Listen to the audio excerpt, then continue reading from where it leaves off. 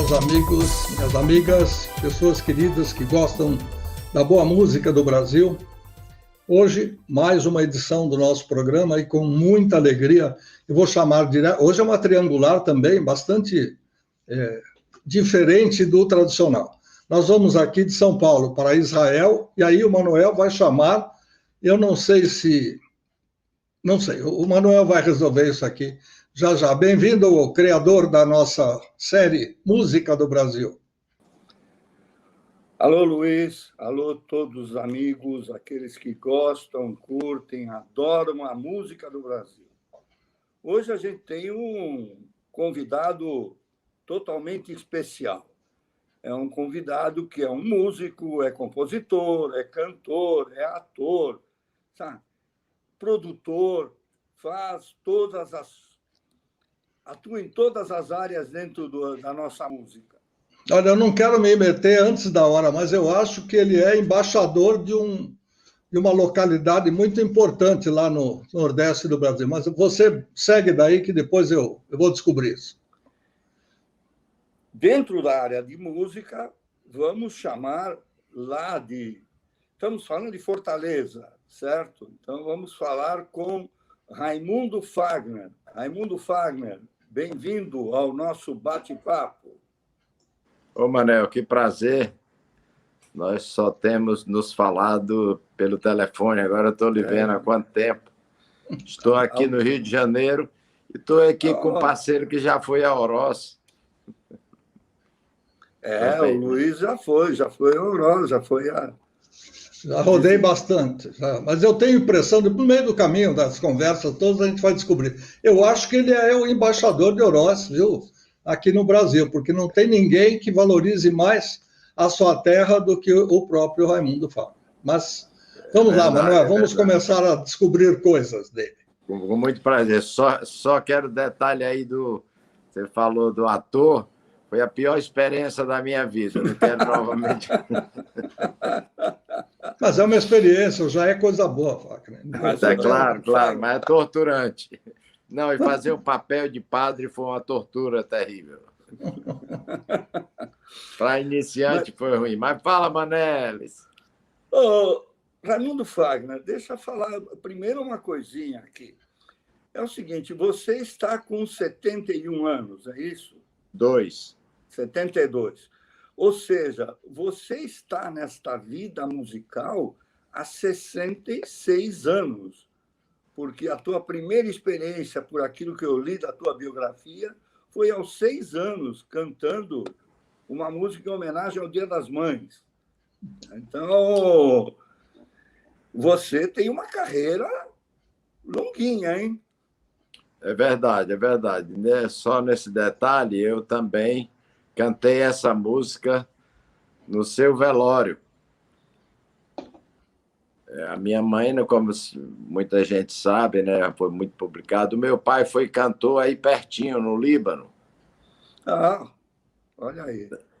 Meu pai foi cantor no Líbano. Ele foi para o Brasil diante de uma tragédia, porque ele assistiu pessoalmente à execução do seu pai. Então ele foi primeiro, depois ele foi buscar o tio João. E, de certa forma, essa profissão, ele não queria mesmo que eu seguisse, deu muito trabalho. Até quando eu larguei a universidade em Brasília, nós ficamos um tempo sem se comunicar e tal. E o meu irmão, Fares Lopes, ele foi um dos grandes cantores de seresta, do qual eu agora fiz um disco em sua homenagem. Era parceiro do Evaldo Gouveia. Eu nasci numa casa em frente à casa do Evaldo. O Evaldo era afilhado dos meus pais também, seu Fares e dona Francisca Cândido. Então, a música sempre foi muito presente na minha vida, né? Eu sempre falo que eu fui uma criança com audição adulta, que eu só escutei na minha infância mesmo, nessa idade aí, eram os cantores, Orlando Silva, Chico Alves, Ataúfo Alves. O que ele mais gostava, o Silvio Caldas, o Caboclinho. e tantos outros, né? Depois eu parti para programas de calouros, lá na Rádio Iracema, em Fortaleza, cantando música italiana, na época de Il Mondo. Il Mondo! E logo aconteceu aquele movimento que ficou muito conhecido, foi quando você nos conheceu no São Paulo, com Belchior, com Ednardo, com Roger, com a Tete. Então, esse é mais ou menos o meu caminho musical. Você citou o Silvio Caldas, já que você falou em Seresta, eu tive o prazer de conviver com o Silvio no começo da minha vida de trabalhar em disco, né? Eu era divulgador, o Silvio era artista da RGE, né? E convivi com ele e era uma pessoa maravilhosa. Era uma pessoa, além de intérprete e tudo, era uma pessoa... Aliás, nessa época, desculpe fazer só um parênteses, nessa época, as pessoas que conviviam, que eram do meio musical, cantores e tudo, eram pessoas maravilhosas. Eu tive o prazer também de estar junto com Orlando Silva durante um tempo, ainda já na fase mais difícil da vida dele, na fase que a doença estava mais difícil, mas eu convivi, era uma pessoa maravilhosa, cantor das multidões. Eu só queria 2 detalhes, porque essas pessoas foram muito ídolos, e eu levei o Silvio Caldas a Fortaleza por conta de que o Fares, meu irmão, era apaixonado. Praticamente todos os cantores, principalmente os mais jovens, né, passaram na minha casa. Passou Nelson, passou Calbi, mas o que ele queria conhecer era o Silvio Caldas. E eu levei o grande Silvio Caldas para fazer 2 noites no Teatro Zé de Alencar. E lamento não ter tido registrado, ou se alguém registrou, a gente não descobriu. Filmaram ainda, que eu lembre, alguém filmou numa câmera V8, se eu não me engano, na época, né? Então, nesse disco, nós não temos nada do Silvio Caldas, esse disco Seresta que eu lancei, que continua aqui. Amanhã mesmo eu irei na gravadora Biscoito Fino, porque ele deu uma retomada muito grande nesse momento em que, por conta da pandemia, atrapalhou um pouco, mas ele está retomando muito. E o outro que nós falamos foi, sim, o Orlando Silva. Eu estive, o Ivon Cury tinha uma casa de show aqui no Rio, você lembra, Manel? Lembro. Senhor e Sinhá, como é que era o nome? Senhor Iaiá. Eu acho que é isso. Acho que assim, agora a minha memória viajou. Pronto, pô, rapaz, eu vi uma cena que eu nunca esqueci. Inclusive, nesse dia, estava ao meu lado o ex-presidente Juscelino Kubitschek. Eu estava numa mesa, eu estava bem conhecido, eu já estava muito famoso aqui, e fui para esse show ver. Era um show do Orlando Silva. E eu tive uma tristeza tão grande, porque quando eu fui no toalete, o camarim dele era na porta do toalete, sentado com a bengala. Eu sei. A gente convivia nos sábados ali E assim, eu vi o espelho muito grande. Entendeu?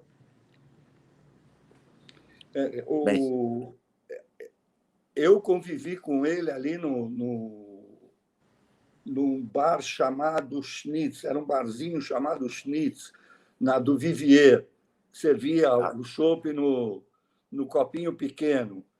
Do Vivier morava o Ferreira Goulart, do Vivier 49, perto do Copacabana Palace, não é isso? Exatamente. Perto da gravadora. Todos nós íamos lá, um que você deve lembrar dele bem, o Jairo Pires. Sim, o Jairo era companheiro da gente ali, o maestro Erlon Chaves também ia. Então, a gente fazia um grupo ali de músicos, sabe, para conversar de música. E o Orlando estava sempre ali exatamente com a bengala, porque... Isso por conta do estúdio, Manel, da RCA? Não, isso aí foi nos anos 60. Não, eu digo, mas o estúdio da RCA Vito hoje não é ali na Barata Ribeiro, perto? Eu acho que sim. O último estúdio da RCA que eu vi no Rio, acho que foi na Santa Clara. Ou eram os escritórios da RCA na Santa Clara? Não, tinha as duas coisas. Você pegou na época do Pino, é isso? Isso, exato. Pois olha, eu vou lhe contar uma história, se é que é possível, desse bar que vocês frequentavam. Eu, quando gravei o último disco com o Luiz Gonzaga, foi muito difícil fazer esse trabalho a princípio, porque ele não estava entendendo do que se tratava. Eu muito cabeludo, eu muito moderno e tal. Enfim, fizemos um dos trabalhos mais importantes da minha vida. Mas, a princípio, ele não estava entendendo e não estava querendo e tal. E nós fizemos os 2 discos. O primeiro foi muito sucesso, e é tanto que pediram um outro. E na última música que nós gravamos, que era Amanhã Eu Vou, que no fim tem aquela puxada, amanhã eu vou, e ele não estava conseguindo dar essa nota. Se eu não me engano, eu estava com o Osés Lopes e o João Silva, que foi o último parceiro dele. E aí nós conseguimos, eu dando corda e tal. Não, você vai. E sem querer, ele não estava conseguindo mesmo. Mas num lance assim mágico, ele conseguiu dar essa nota. E foi a última faixa que nós gravamos. Vale salientar que ele saiu da RCA Victor porque o presidente, na época, estava dizendo que ele andava mijando nos corredores. E ele deixou de fazer o 50º disco dele de uma carreira vitoriosa na RCA Victor. Isso é bom lembrar para mostrar como é a vida. E aí, quando nós fomos nesse bar do Vivier, porque a gente ia todo dia, ele me chamou num canto, pediu para o pessoal sair. Eu não sei se o Zé Milton estava presente, mas estava, porque eu lembro bem, o Osés e o João Silva. Ele pediu para sair, porque era um lugarzinho que a gente almoçava, ficava meio ao lado, tinha uma entradinha e tinha umas mesas. E aí ele veio e falou um negócio que me emocionou. Ele falou, poxa, eu quero lhe pedir, seria isso foi perdão ou desculpa, que quando você me procurou, eu não lhe dei atenção. Eu ligava para ele não dava atenção. Ô, Maria, traz um copo d'água aí. Ô, fulano, aquele jeito do nordestino. Mas eu tinha consciência de que o projeto era grande e tal. E aí ele veio pedir desculpa e foi emocionante isso, porque eu disse, mas, seu Luiz, isso é tão pequeno, nós estamos fazendo aqui um trabalho. Então, aconteceu isso nesse bar, só para localizar um pouco como as histórias. Isso é humano, isso é de gente com coração, de verdade. Sabe? Isso aí não tem preço, isso. Tivemos um relacionamento incrível. Fui muitas vezes a Exu. Olha, foi assim uma das... Eu digo que eu tive 2 experiências fundamentais, além dos 50 discos que eu gravei e outros tantos que eu produzi na CBS do Jairo Pires, que você acabou de falar. Foi um disco na Espanha, o Traduzir-se, que é um disco que tem uma história fantástica, e esse projeto com o Luiz Gonzaga. Foram coisas... Não foi apenas um disco, aquilo era uma história, uma viagem. O Traduzir-se por conta do meu pai, do qual nós começamos aqui a história, né? Que ele veio de lá e eu saí procurando suas raízes e encontrei ali em Sevilha, né? Como dizia o poeta João Cabral de Melo Neto, a relação do Nordeste com a Andalucia. Encontrei ali e estou aqui relutando há anos para poder visitar a sua terra, Ainábili, lá perto do Líbano. Uma hora você tem que aparecer, por favor. Você já sabe que você é bem-vindo. Uma vez, só um detalhe, o presidente do Líbano veio fazer uma viagem no Brasil. E a última escala foi em Fortaleza, no governo Tasso. E eu fui cantar, eles me convidaram para cantar. E eu fui cantar lá com o Manassés. E dali ele já ia direto para Beirute. E ele me convidou para ir no outro dia, ele queria me deixar na casa do meu pai, onde meu pai nasceu. E eu não sei se me arrependo, mas eu poderia ter ido e não fui por conta do programa da Hebe anunciando, naquela época que ficava anunciando. o Faustão me anunciando a Hebe na quinta e o Faustão no sábado, era no domingo, e eu não fui, então eu perdi essa oportunidade. Mas vai ter outra chance. Com você aí, mané. Vamos lá, nós vamos achar um jeito, vamos conseguir. Deixa eu aproveitar só um segundinho, Manuel. Eu andei pesquisando enquanto vocês estavam conversando, trocando ideias. Eu descobri uma casa noturna, era um karaokê chamado Canja, no Leblon, que teria pertencido ao nosso Ivon Cury. Seria esse o nome o que você estava procurando? Fala. Não, isso foi em Copacabana. Você em Copacabana. No Leblon. Não, isso foi em Copacabana, se eu não me engano. Ali perto da Santa Clara, uma coisa ali, naquela Santa Clara, Figueiredo Magalhães, uma coisa assim. Mas isso já foi em Copacabana. Ok. Manuel. Fagner, deixa eu falar uma coisa. Eu conheci você e estou vendo você aí nesses 60 anos aí de corrida tua já, mais de 60, né, se a gente contar aquela historinha que eu falei desde o princípio.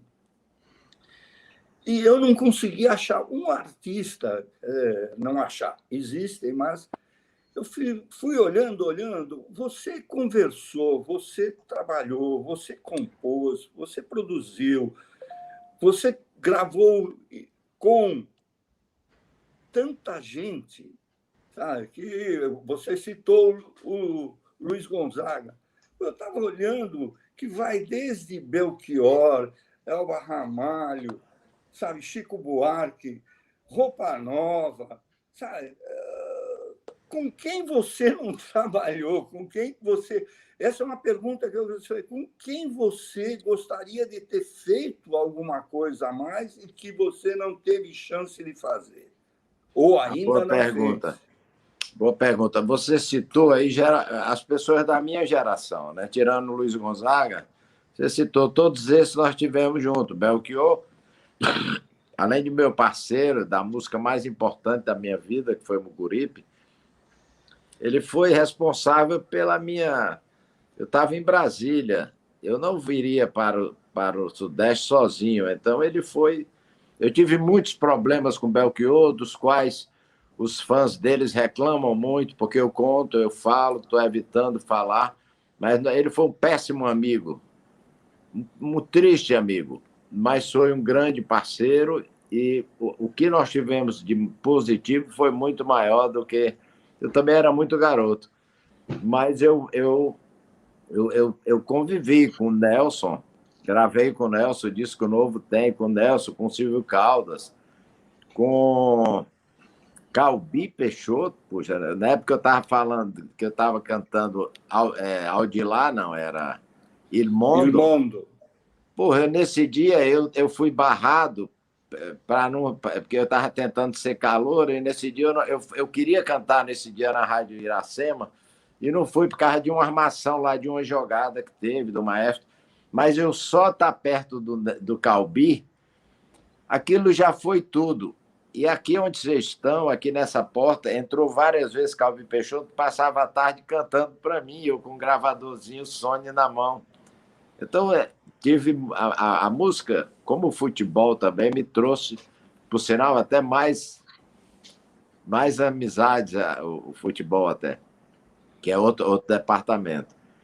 Então, a música foi tudo na minha vida desde criança. Eu gravei não só com esse da minha geração, como da geração anterior. Isso é uma página incrível, como com tanta gente, jovens, de todos os segmentos, sertanejo, forrozeiro, brega. Se você pegar aí, eu posso estar no livro dos recordes aí de artista que mais gravou com outros artistas, o que é um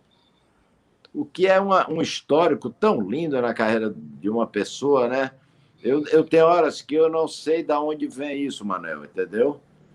Porque é muito carinho, é muita coisa que acontece, é muito bem que as pessoas fazem comigo na minha carreira. Eu gostaria muito de gravar com a Bethânia. Sempre teve uma distância, eu acho, a Bethânia. Porque eu gravei com Nara, eu trabalhei com Elis, mas sempre teve uma enronhazinha por conta de umas bobagens que teve lá com os baianos lá atrás. Mas, para mim, eu acho que seria uma coisa fantástica. Nós temos aí uma identidade de interpretação. Eu acho que seria... Né? Com o Roberto eu gravei, cantei. Foi a pessoa que me lançou, Roberto, Elis, Nara.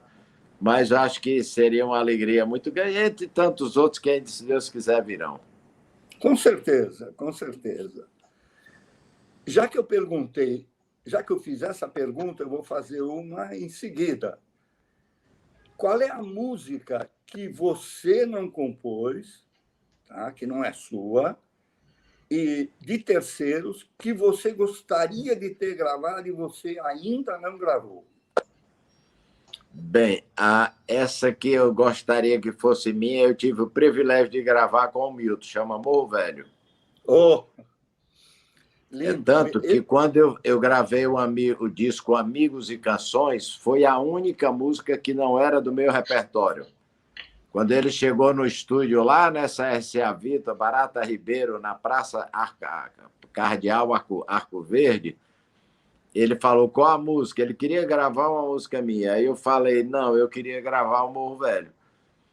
E nós fizemos uma gravação belíssima, ele se emocionou, depois sumimos assim do aquário para a gente se abraçar, teve um choro nisso. Essa foi uma música que eu talvez quisesse ter feito, não fiz, mas gravei com o gênio, né, que foi o Milton. Uma que eu não gravei ainda, você diz? Desculpa. É uma que você não gravou, que é de terceiros, que não é sua, e que você gostaria de ter gravado. Talvez, é muito difícil, mas eu acho que Cavalgada, do Roberto, seria uma música bem dentro da minha interpretação, do meu estilo, entre tantas. Mas essa seria uma música que as pessoas sempre falam. As pessoas sempre falam para mim que eu deveria fazer um disco com as músicas lado B do Roberto. Né?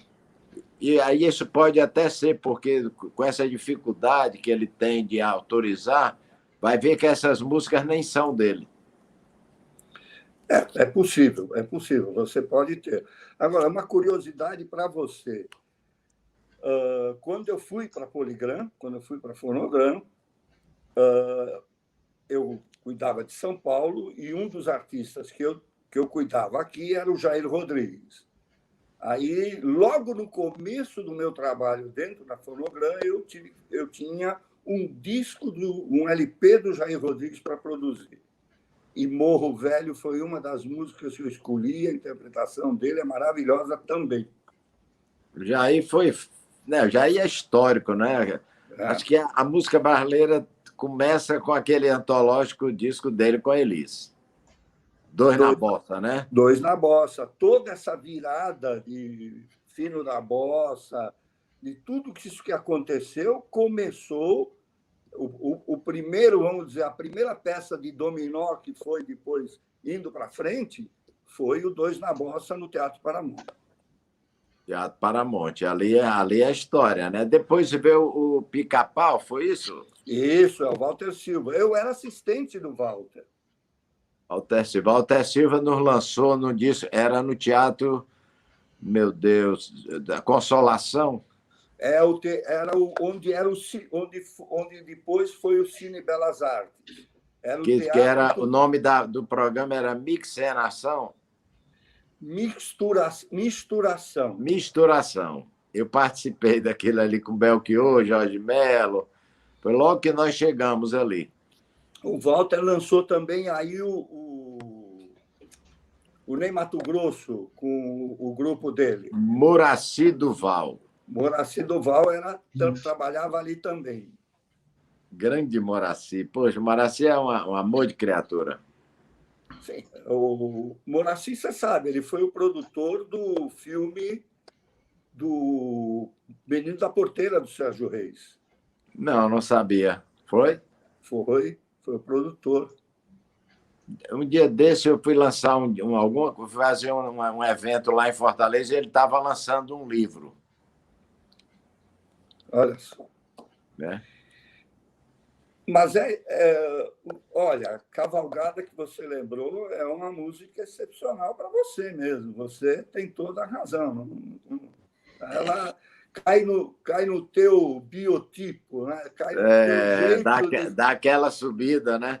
Isso foi uma sugestão da Julie Cyrus. Quer dizer, muita gente fala, mas é uma americana que me levou para os Estados Unidos. Inclusive, foi uma das pessoas, não digo responsável, mas com relação à carreira do Ivan Lins nos Estados Unidos, porque quando quiseram me levar, eu fui, gravei, eu achava que a pessoa mais próxima do gosto americano, como foi o Tom Jobim, era o Ivan. O Ivan tem uma carreira fantástica nos Estados Unidos, e a Julie Cyrus, ela era ligada à CBS, ao boss da Mr. Dick Asher.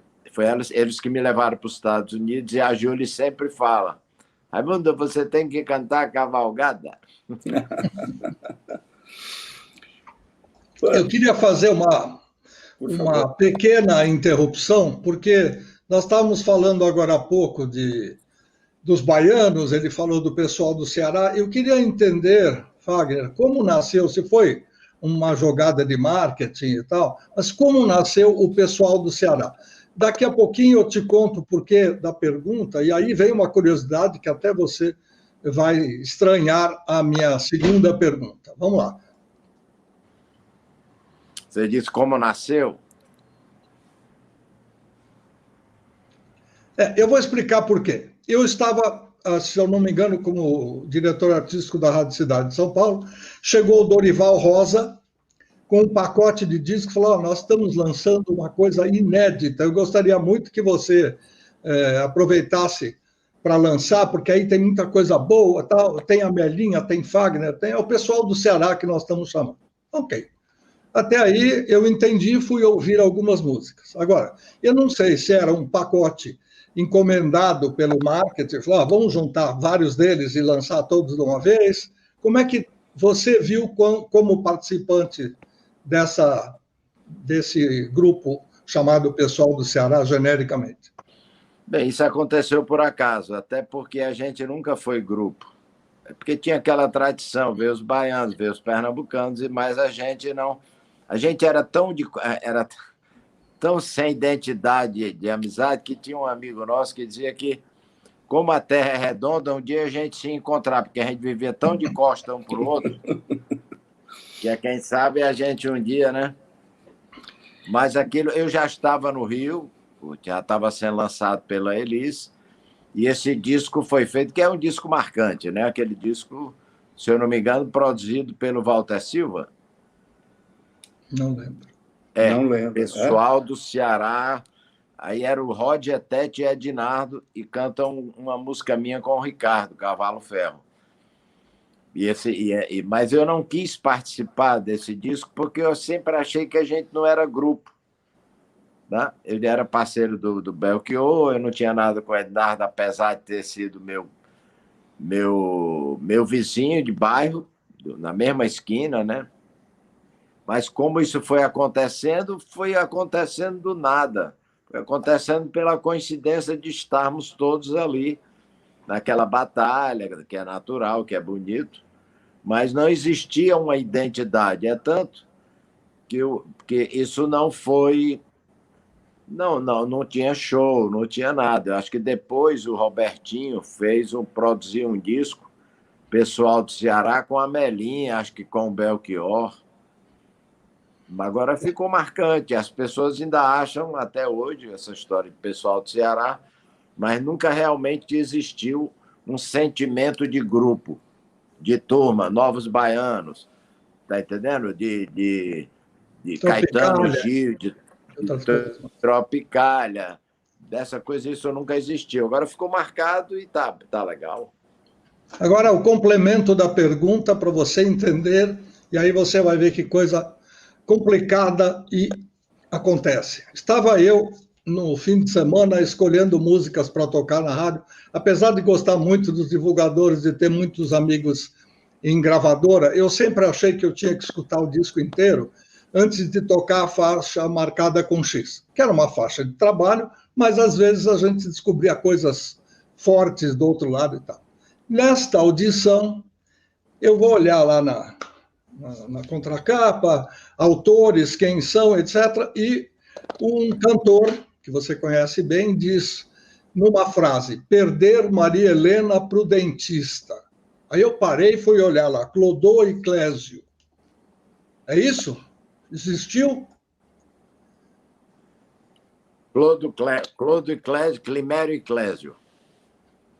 E essa música em que parte da letra...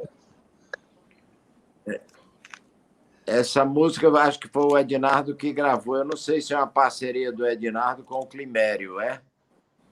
Não, era Clodo e Clésio ou Clodô e Clésio. Isso aí eu me lembro. Clodo e Clésio. Eles são autores de Revelação. É. E aí, curiosamente, né, Maria Helena, na frase, na poesia, na letra, perder Maria Helena para o dentista. Aí eu fui pesquisar e descobri que Maria Helena foi minha colega de faculdade. E o dentista que ganhou a Maria Helena é meu dentista até hoje.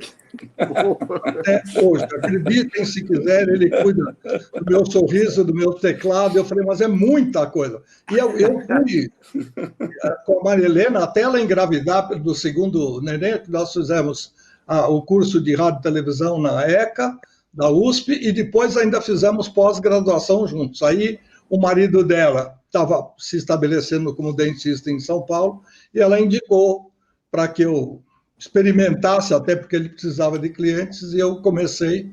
Eles já estão separados, mas eu continuo ainda fiel. E continua ouvindo a música e tocou pra caramba nessa época, hein? Sem dúvida. Olha, só para falar, porque o Clodo e Clésio, que o Manel deve ter conhecido muito bem, eles foram responsáveis pelo meu primeiro grande sucesso, Revelação. Sim. Né? Quando eu ganhei o festival em Brasília, com o Mucuripe, no ano seguinte, eles chegaram do Piauí e tomaram conta da cena em Brasília. Hoje tem o Clésio morreu, está o Climério e o Clodo, mas são pessoas... O Clodo está escondido dessa pandemia, ele não sai de casa há muitos anos. Mas são pessoas geniais que ocupam e tem uma história na música de Brasília, né? Por conta... Falar nisso, acabei de fazer minha primeira parceria com Oswaldo Montenegro, que vem de lá também, e vamos gravar quinta-feira. Isso é uma notícia ótima. Sou fã do Oswaldo Montenegro. Oswaldo. E o Oswaldo, Manel, quando eu ganhei o festival em Brasília, ele veio na sequência com o Clodo, Climério e o Oswaldo. Vem dessa mesma turma, né? Então, esses caras foram muito importantes assim, na minha carreira, e eu terminei produzindo o disco deles. Eu estou esquecido do nome, do Clodo, Climério e Clésio, e, coincidentemente, no disco que nós produzimos, o Fausto e eu, da Nara Leão, nós fizemos uma música, eu e Nara, que fecha o disco, chamada Cli Clo Clé, que era uma homenagem ao Climério, Clodo e Clésio. Acho que foi a única música que a Nara fez na vida. Ela pediu para fazer, um dia, já no final do disco, ela mostrou aquele papelzinho com aquela timidez. Olha aí que eu escrevi. Eu falei, deixa eu ver, Nara. E eu digo, vamos gravar. Nós gravamos, e foi uma música tão no final do disco, que ela ficou no esquecimento. Um dia eu estava em Cumbuco, no meio de um barulho daquelas barraca de praia e tal, comecei a ouvir uma música assim, eu disse, caramba, eu conheço essa música. Era essa música, Cli Clo Clé. Deixa entrar um pouquinho nessa área tua de produção, dos artistas que você produziu,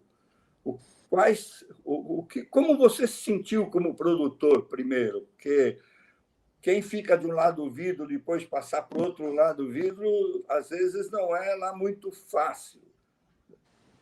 Como Bem, você se sentiu? Eu não era produtor, não sabia nada. E muitas vezes eu nem fazia plano de gravação. Eu entrava e botava no estúdio e gravava. Nós pegamos a CBS, aí vem o Jairo Pires, que encontrei com ele aí no Sumaré, em frente à TV Tupi. Eu morava com a Melinha na rua Nova York, ali descendo. Sim, ali. Né? E um dia o Jairo, que nós nos conhecíamos da época do disco da Poligram, do Manera Foflô, ele me falou, poxa, cara, eu estou pegando a CBS. A CBS estava abandonada.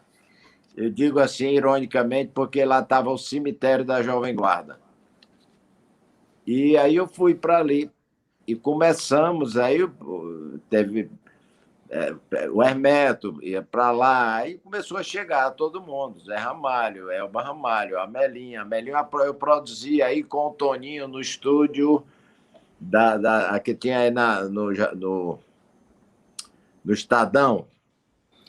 Eldorado? Eldorado. Eldorado. Eu produzi o disco da Melinha aí com o Toninho, não era o técnico? Era um dos técnicos, Pronto. A gente já produziu na madrugada, quando tinha horário e tal. Então, nós começamos esse trabalho na CBS, eu acho que foi em 74. Eu fiz eu tinha feito o Ave Noturna, que tem uma coisa incrível, ficou o primeiro trabalho do Cazuza, ser divulgador do Ave Noturna. Mas eu gravei esse Ave Noturno na Continental, eu ia muito aí em São Paulo, com aquele Byton. O primeiro nome dele. Byton, deixa eu lembrar o primeiro nome. Byton Lídia. Mas ele não queria saber de música. Ele dizia que ele estava com as botas lá de cavalo, ele disse que ele não estava nem aí. E nós fizemos esse disco para ocupar a minha agenda, que eu estava marginalizado por conta da saída da Philips. Então, esse convite do Jairo Pires foi espetacular. Nós chegamos pegando uma gravadora zerada, com os equipamentos que, por sinal, estão comigo hoje lá no Ceará, que eu comprei, com os técnicos querendo trabalhar, o Manuel e o Eugênio, uma gravadora abandonada e com a turma ávida para trabalhar, para gravar. E eu saí gravando. Teve uma discussão com o Jairo Pires mesmo, nisso, durante esse período, porque ele ficou com um certo ciúme de uma coisa que ele estava junto. Enfim, aí começou... Aí, quem chegasse gravava. Tem um antológico disco do Patativa, do Assaré, que nós fizemos, né? E tantos outros que vieram. Era chegar e gravar, nós fizemos um trabalho ali de uns 40 a 50 discos. Eu vou dizer uma coisa para você, Fagner. Tudo isso que você está contando, e é a base da nossa ideia do programa aqui, o Luiz e eu, é de que a gente gostaria muito que a memória não se perdesse. Então, isto tudo que você está falando, está contando, do nome das pessoas, das coisas todas, do nome das músicas, das parcerias, tudo isso é importantíssimo porque a memória não pode ser jogada fora. Ela não pode morrer, ela tem que viver sempre. Graças a Deus, por sinal, eu estou escrevendo essa pandemia, essa maldita pandemia, ela me serviu muito para trazer. Eu fiquei agora 6 meses na minha casa da praia e eu comecei a querer escrever um livrinho, um folheto de A a Z dos artistas que eu tinha gravado. De Altemar Dutra, como eu encontrei, se bem que eu gravei só com ele, uma gravação, peguei aquelas coisas como eu gravei com o Nelson, do milagre da tecnologia, mas com todos os outros eu gravei com quase 100 artistas. Pô. Você pega de Joelma, que é Amado Batista, de uns bem populares, a tantos outros aí, aos mais sofisticados, né? E aí eu ia fazer esse livrinho com relação a isso. Aí começou a chegar essas memórias. Eu lembro de tudo. Tá entendendo? Isso é uma coisa que eu devo aproveitar. Eu tenho o privilégio de ter essa memória. Aí comecei a lembrar de tudo. Eu todo dia Eu saio, eu estou aqui no Rio de Janeiro, eu saio para caminhar, eu volto correndo, porque tenho alguma coisa para escrever, eu sei o lugar, eu sei o cheiro.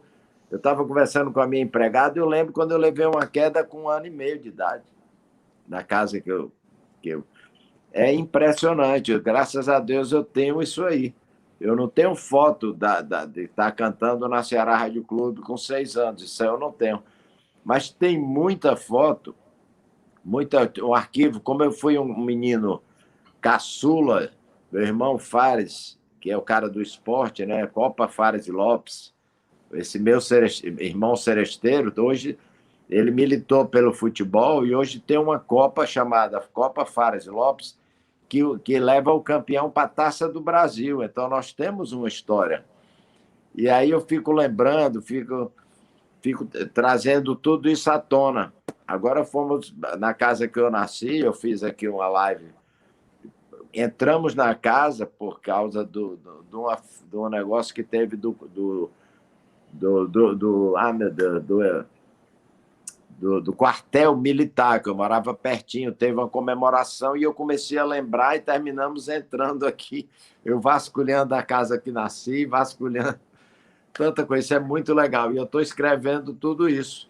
Essas memórias saíram apenas do campo da música para entrar todo dia. Ontem eu bati uma resenha aqui com o Zico de um negócio que teve, que ele não estava sabendo, quando ele voltou a jogar, que nós fomos para o Maracanã, aconteceu um negócio totalmente desagradável. Eu vim contar ontem aqui para ele, foi você. Então, as coisas continuam vazando aqui. Mas eu vou te dar uma sugestão. Essa ideia não é minha, essa ideia é do falecido André Midani. Quando a gente estava começando a trabalhar, o André um dia chegou da Europa e trouxe para todos nós produtores um gravadorzinho, dizendo: sempre que vocês tiverem alguma ideia, aperta o botão e grava. Então, mas hoje tem o celular, Manuel, é que a gente não se lembra. A gente não se lembra dessa coisa de ligar o celular, porque está no bolso, ele está na caminhada aí na orla da praia, é só pegar o gravador e sair falando. Aliás, se ele tiver com o fone, ele fala pelo próprio microfone. Não, eu não tenho a mania de carregar celular, eu não gosto. Mas hoje mesmo eu passei, tem uns quiosques de 2, 3 pessoas, amigos meus, o Paulinho, a Luana, eu paro e falo, e eles passam para mim. Uhum. Vem cá, deixa eu botar aqui. Hoje eu fiz uma música para o Nonato Luiz, um chorinho, parei na Luana, falou, Leona, eu falei, dona Leona, por gentileza, me dê um minutinho, porque eu não gosto de carregar celular. Mas eu venho com isso tudo na cabeça, aí paro num bar, escrevo, tá entendendo? Um pouquinho, boto no bolso, tem outra maneira. Eu não gosto de carregar celular, eu acho que é hora de caminhar, não é hora de celular. E é um risco também, né? Não, é porque não cada um tem o seu... Eu comprei esse gravadorzinho que eu pedi e terminei não usando. Eu tenho... Mas eu estou treinado com essa memória. Tá entendendo? Eu tô treinado de... Esse assunto interessa, esse não interessa, esse vai. Ontem eu lembrei de uma coisa incrível, que na época eu fiz, voltando ao começo da nossa entrevista, quando eu fiz o filme Rainha da Vida com a Florinda, sem querer fazer, porque eu não queria, foi ela que forçou, e um dia eu tinha uma reunião com o Tomás Munhoz. Você falou, o André Midani foi um dos grandes, depois o Tomás Munhoz. Eu lamento não ter tido uma relação melhor com o André, ele se queixa aí nos filmes, nas mensagens que tem por aí, ele se queixa de mim e do Lulu Santos. Por sinal, foi meu guitarrista. No segundo disco, no Ave Noturna. E aí eu tinha um encontro com o Tomás Munhoz ao meio-dia, lá na CBS, na Praia de Botafogo 300. E aí a Florinda me pediu para passar no Hipopótamos, que ela tinha um amigo que ela queria me apresentar. E eu passei, cheguei lá, tinha um senhor que eu olhava, esse senhor é uma pessoa bem conhecida, mas Foi ficando por ali, eu terminei não me tocando. E aí, 3 horas da tarde, o senhor empolgado, tomando caipirinha com a filha, querendo namorar comigo e tal. Aí eu digo, vou embora.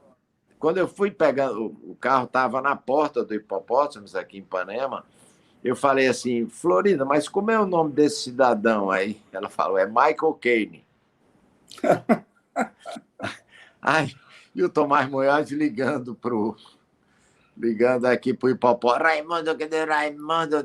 Que eu cheguei lá, ele estava, Raimundo, irresponsável, você não só acabou minha reunião, como a outra que eu tenho. O que é que você estava fazendo? Eu falei, Tomás, eu estava almoçando. Com quem? Eu digo, com o Michael Kennedy.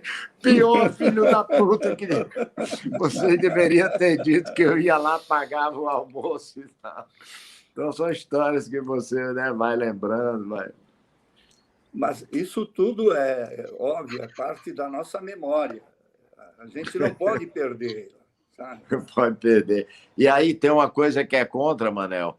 Muitas vezes essa memória é contra você, porque eu carrego aquele sentimento negativo daquela época.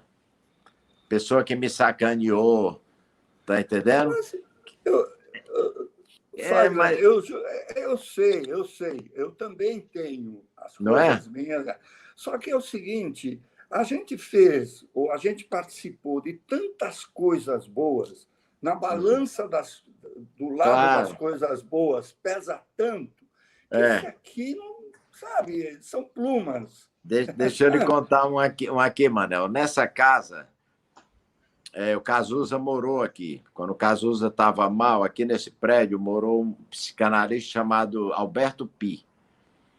E eu não entendia como, quando eu chegava no meu prédio, depois de circular pelas gravadoras todas, né, que eu circulei bastante, tava aqueles malucos de gravadora tudo no meu prédio. Eles serviam de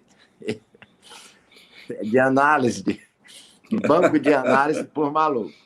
Então, por conta do Alberto Pi, um dia o Cazuza veio aqui com a Lucinha, ele já estava doente, pedi para... o Pi me indicou aqui esse prédio, que o prédio é muito bom. Ele já tinha me procurado através da Denise Dumont, filha do Humberto Teixeira, que ele queria me conhecer para dizer que o primeiro emprego dele foi divulgando o Ave Noturna, que o João queria e tal. Aí tem o João, coincidência nessa. E o João, nesse período de som livre, muito poderoso, ele também não foi legal comigo, até a pedido do Ronaldo Bosco, ele marcou algumas situações, justamente nessa época do Ave Noturna, eu querendo ir para Som Livre, no começo da Som Livre, e aí o corporativismo das gravadoras, que eu fiquei marginalizado, tanto que um dia aquele Roberto, que era empresário dos baianos, Roberto Santana, ele me chamou num restaurante, queria um almoço comigo. Foi para dizer que eu voltasse para o Ceará porque a minha vida estava queimada, eu já estava queimado. Eu disse, caralho, você vai me chamar para almoçar para isso? E o João foi uma das pessoas que também marcou, não me atendeu, e eu terminei indo gravar esse disco aí com o Byron. O Byton. Através do Carlos Alberto Sion. Então, quando o Cazuza veio para cá, que nós conseguimos, o prédio, de certa forma, não queria, porque ia trazer muito transtorno de imprensa, como realmente aconteceu, mas eu estou aqui há muitos anos, tem uma história aqui, nós conseguimos.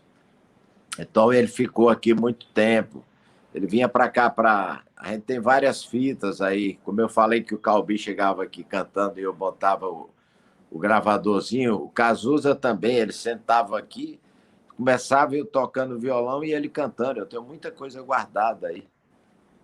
E aí, quando esse período acabou, que um dia o João Araújo, todo dia que vinha visitar o Cazuza, ele vinha tomar uísque aqui comigo, ou de par, porque ele não tinha condição de encarar aquela situação que estava vivendo o Cazuza. O Cazuza brigava muito com ele, tinha fez uma letra para mim chamada João, que eu nunca gravei, era uma letra muito difícil, nem musiquei, acho que musiquei, mas nunca mostrei, porque era uma revolta muito grande. E aí, quando ele foi embora, um dia o João, lá da garagem lá embaixo, me ligou e falou: Fagner, eu posso subir aí? Nós estamos indo embora, eu queria te dar um abraço, agradecer. Não, João, vai nessa, depois a gente se fala. E ele subiu aqui na porta mesmo. Aquela porta, ele veio e falou tudo isso. Cara, aconteceu isso com você. Eu lembro perfeitamente que, enfim. Mas, João, tudo bem. Aquela mesma história do Luiz Gonzaga. Ele naquela porta se despedindo e lembrou de que não foi legal comigo. Ô, João, larga isso para lá. O importante é que a gente está aqui junto. Então, são coisas que, né, vão acontecendo. Eu não sei nem se eu escrevi isso no meu livro aí. Deixa eu fazer a memória ajudou agora a completar o nome do seu Baiton. Chamo o seu Baiton porque ele foi meu presidente. Eu trabalhei na Continental. Tá? Baiton, né? Alberto Baiton. Aquele outro senhor, Manuel, que trabalhou na época da Continental e na Som Livre, que era o presidente da época. Presidente.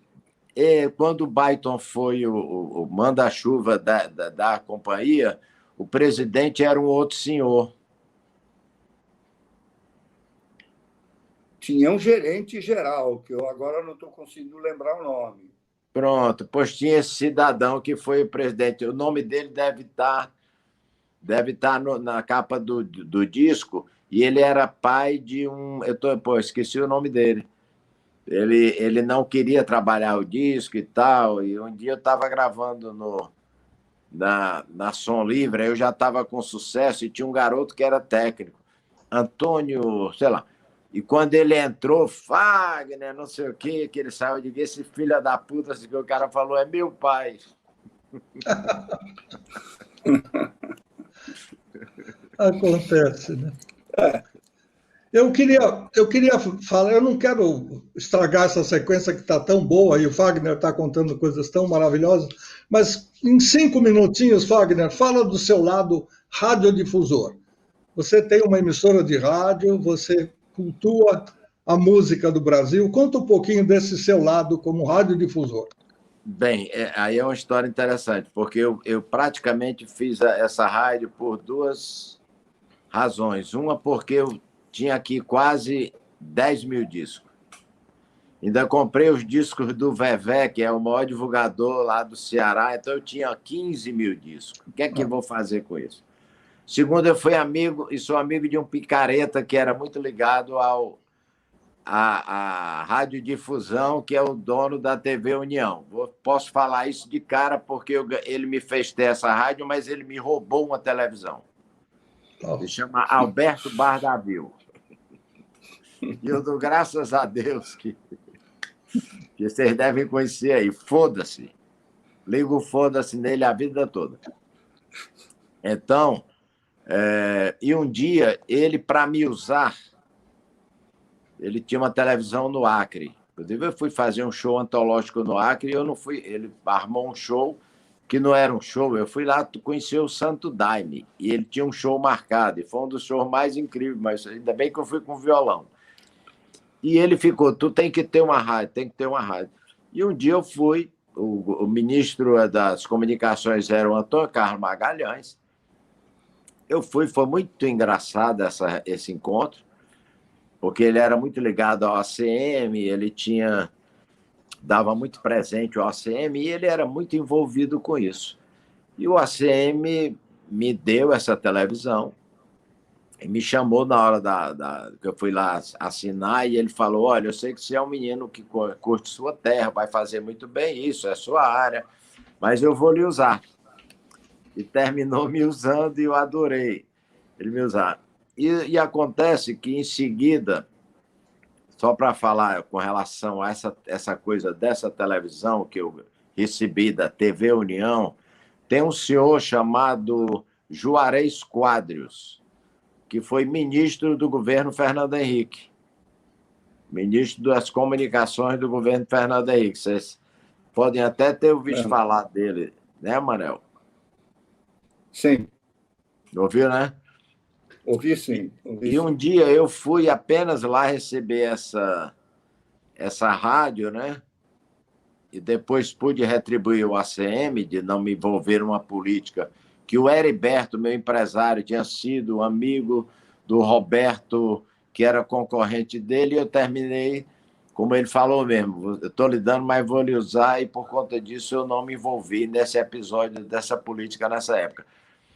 E terminou que um dia, no dia que eu recebi essa rádio, eu fui para o aeroporto em Brasília com esse cidadão, e ali no balcão da Varig, esse cidadão, que era o que mandava, olhou para mim e falou: ô, Fábio, você está indo para o Rio? Eu gostaria que você, se você puder, eu peço minhas filhas para ir no aeroporto com seu vinil para assinar. Eu digo, claro. Nisso, o outro ouviu isso e comprou uma passagem e veio no avião do meu lado para pegar essa televisão. Olha a malaquice que é esse povo. Está entendendo? E eu não percebi. Então, a gente estava falando mesmo de rádio, né? Então, essa rádio tem Oroz, nós fizemos um investimento enorme. Depois tinha um outro secretário em Goiás, onde nós compramos os equipamentos, porque parece que vinha de Goiás na época, ali colado com Brasília. E nós montamos essa rádio, que nunca me deu lucro, mas tem um nome, marca a minha história na região, é uma rádio que a gente precisa, ultimamente, até dar uma reformada, mas é muito querida, chama Rádio Oroz FM 105,7.